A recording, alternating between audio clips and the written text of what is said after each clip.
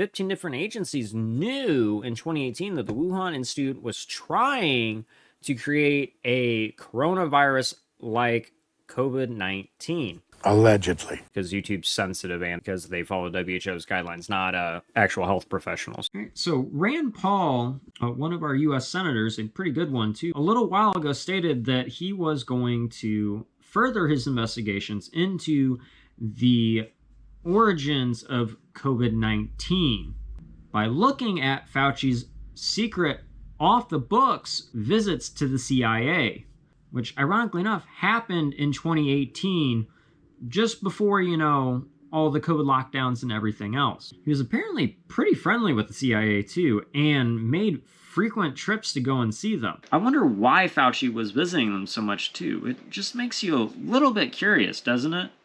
Why do you think Fauci was visiting the CIA and so much? Let us know in the comments section down below. But before we go on and get more into this though, cue intro.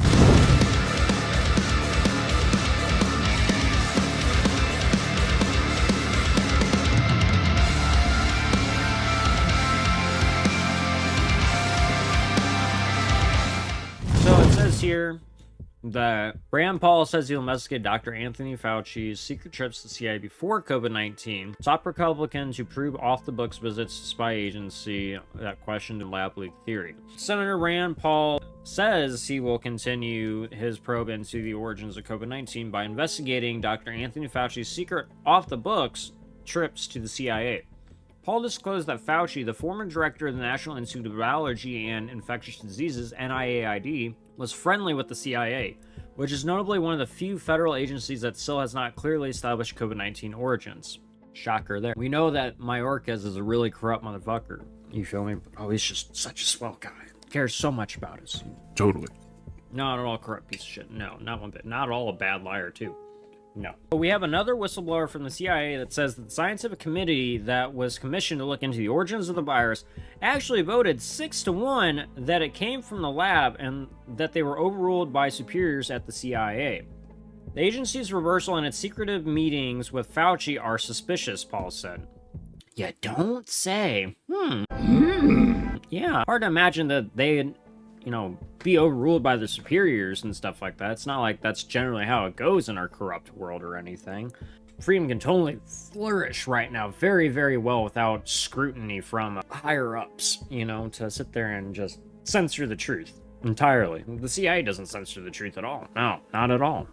Senator Rand Paul goes on to say in his post that 15 different agencies knew in 2018 that the Wuhan Institute was trying to create a coronavirus like COVID-19. Allegedly. Because YouTube's sensitive and because they follow WHO's guidelines, not actual health professionals. And he's fully right about that. That's what we've been saying this whole time on this channel. Remember that you guys were censored, ostracized, slandered, etc. when you said that, or, had dissenting views on what the mainstream or declining and trust legacy media / governments said the origins of it were. And you were called a conspiracy theorist. If you were just like that and, question the fucking system, you feel me?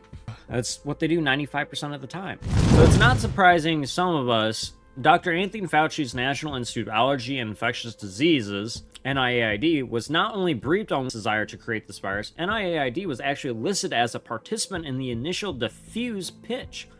Fauci's Rocky Mountain lab was named as a partner alongside the Institute of Virology in the proposal. These also revealed that a scientist whose lab has received millions of dollars from EcoHealth Alliance, which was also found guilty of this stuff and being messed up, was also part of the original plan to create these chimeric coronaviruses. This researcher, Ian Lipkin, also later became one of the authors of Proximal Origins, a journal and paper commissioned by Fauci and the National Institutes of Health head Francis Collins to throw shade on anyone arguing the virus might have come from the lab. Yet Ian Lipkin never revealed to the public the diffuse proposal. Now, what did we just say there, you guys, just a second ago? That's exactly what that fucking paper was that they were pushing. It was literally a way to basically, just throw shade on people and make people think, oh, you're just crazy and stuff like that. It's narcissistic fucking smokescreen. You feel me? It's a smear campaign. This is literally what any stereotypical narcissist generally does. They have a smear campaign to make people question and doubt you and all that stuff, so that way they think you're crazy and they believe them. That's exactly how they do it. Now let's take a deep breath in, because we are processing a decent amount of complex stuff.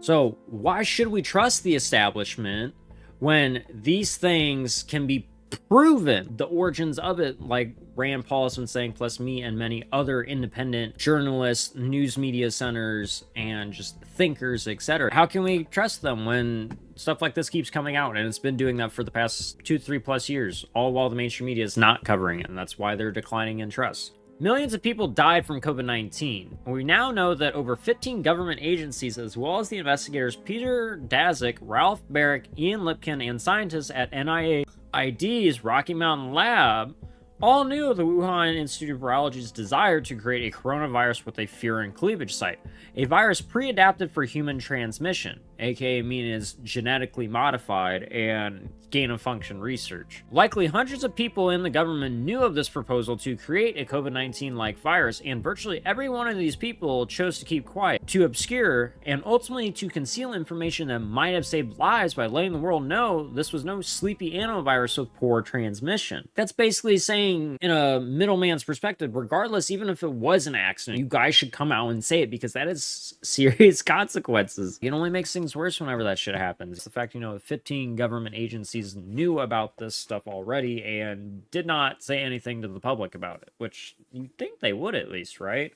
Because why on earth would you allow that, especially from the Wuhan Institute, which has frequently had viruses and like chemical outbreaks happen. It's a level 4 biosafety lab too, in a very aqueous region. Like that's pretty dangerous. That means things can spread really easily in that area. Like, I don't know. Those are things people should be warned about in the bear, regardless of what your guys' stance is on everything, you feel me? Like, even if the stuff's accidentally released, vice versa, you should tell the public about these things. Oh, hey, by the way, we're experimenting on these things. And yeah, it kind of got out. So, we should do this, and people be a lot more understanding and, caring, you feel me? And we wouldn't have people so divided over everything as much. Because, well, then actually, if they admitted fault and, like, accountability, people would actually trust them more, which is completely different because most people don't trust the U.S. government or even many other governments, you feel me? It's important to know that we only know anything about this because of a whistleblower. So in 2021, a Lieutenant Colonel, Marine, Lieutenant Colonel Joseph Murphy at DARPA came forward, and he said he'd been looking for research like this because he was convinced that it was going on.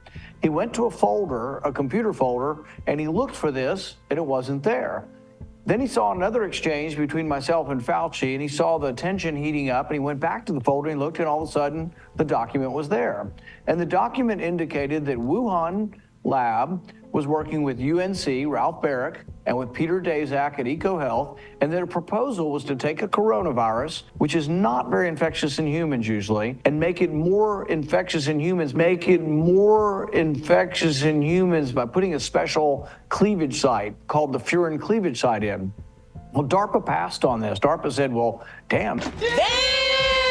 That sounds a little bit crazy to create a virus that could be so contagious, because coronavirus can be deadly, but it's typically not very contagious. Now you're going to combine deadly with contagious, you got a real problem. And so they turned it down. And so we always said when 2020 happened and we saw the sequence of COVID-19, alarm bells should have gone off in DARPA, and they should have come forward and warned us that Wuhan had already proposed to create a very similar type of virus. And no one did. No one from DARPA came forward. So we've always faulted the people at DARPA and think they were covering it up, other than the whistleblower.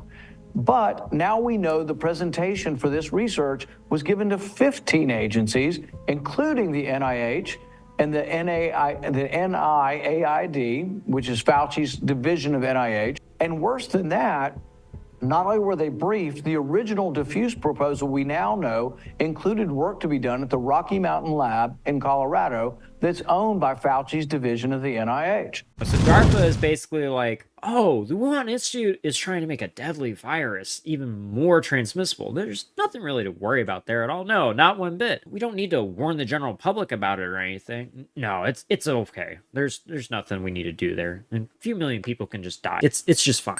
Anyways, what do you guys think? Let us know in the comments section down below. I would love to hear you guys' thoughts and concerns on that, because Rand Paul has been straight and on his facts about everything since the beginning. He has been one of the people I have listened to frequently from Congress meetings and everything like that.